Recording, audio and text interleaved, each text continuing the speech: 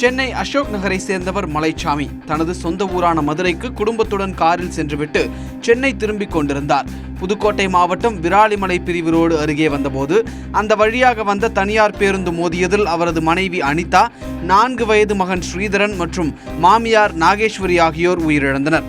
மலைச்சாமி மற்றும் பிறந்து 10 நாட்களே ஆன குழந்தை ஆகியோர் படுகாயமடைந்து மருத்துவமனையில் அனுமதிக்கப்பட்டுள்ளனர்.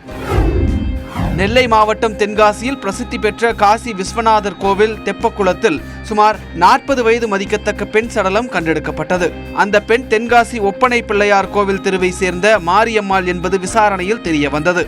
இதுகுறித்து போலீசார் வழக்கு பதிவு செய்து பெண் தற்கொலை செய்து கொண்டாரா அல்லது யாரேனும் கொலை செய்தனரா என்று விசாரித்து வருகின்றனர். நெல்லை மாவட்டம் தென்காசியை அடுத்த சிவகிரி பகுதியில் உள்ள ராசிங்கபேரி குளத்தில் சிலர் தண்ணீர் திருடுவதாக கூறி விவசாயிகள் போராட்டம் நடத்தினர். இதுகுறித்து உடனடியாக நடவடிக்கை எடுக்க கோரி தென்காசி கோட்டாட்சியர் குடியிருப்பை விவசாயிகள் முற்றுகையிட்டனர். சம்பந்தப்பட்டவர்கள் மீது நடவடிக்கை எடுக்கப்படும் என கோட்டாட்சியர் உறுதியளித்ததை தொடர்ந்து போராட்டம் கைவிடப்பட்டது. கும்பகோணம் பகுதியை சேர்ந்த முத்துகிருஷ்ணன் மற்றும் முருகானந்தம் ஆகிய இருவரும் எத்தியோப்பியாவில் உள்ள சர்க்கரை ஆலை ஒன்றில் பணியாற்றி வந்தனர். இவர்கள் இருவரும் பாய்லர் வெடித்து உயிரிழந்து விட்டதாக உடன் வேலை பார்க்கும் ஊழியர்கள் தொலைபேசி மூலம் தகவல் தெரிவித்தனர். இதனால் சோகத்தில் ஆழ்ந்துள்ள உறவினர்கள் இருவரின் உடல்களை சொந்த ஊருக்கு கொண்டு வர மத்திய மாநில அரசுகள் நடவடிக்கை எடுக்க வேண்டும் என்று கோரிக்கை வைத்துள்ளனர்.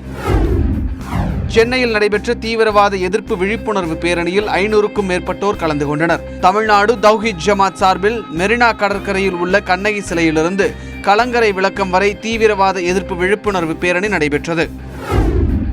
செங்கல்பட்டை அடுத்த பாண்டூர் கிராமத்தில் கள்ளச்சாராயம் பதுக்கி வைக்கப்பட்டிருந்ததாக வருவாய்த்துறையினருக்கு ரகசிய தகவல் கிடைத்தது. இதனையடுத்து அங்கு விரைந்த வருவாய்த்துறை குழுவினர் அதிரடி சோதனை நடத்தினர்.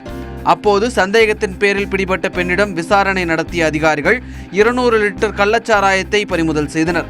இது தொடர்பாக தலைமறைவாகியுள்ள 4 பேரை தீவிரமாக தேடி வருகின்றனர்.